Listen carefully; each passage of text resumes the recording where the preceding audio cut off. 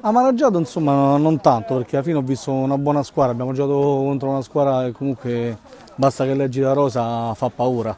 Non voglio dire nemmeno che ero rimaneggiato perché alla fine, ecco, alla fine con dei giocatori che tra virgolette sono riserve abbiamo anche tenuto testa al cotto. No? Ecco, come hai detto te, se non avevamo fatto tre regali a loro che non ne hanno bisogno, forse usciva fuori un'altra partita, ma devo essere contento, sono sincero.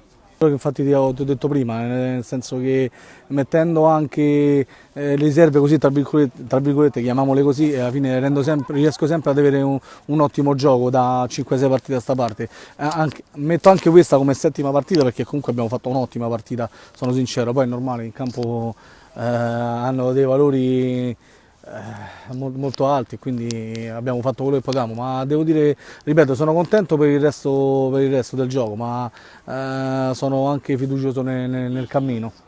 Beh, devo dire che noi dobbiamo continuare a giocare come sappiamo, comunque sono, ripeto, da 5-6 partite a questa parte che stiamo macinando un buon gioco, loro sì, hanno perso due giocatori, così mi è stato riferito per squalifica.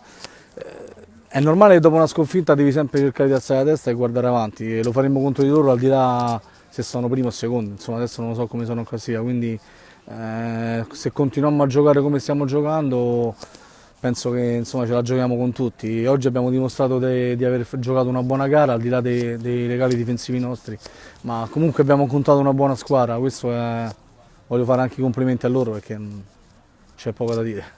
Complimenti e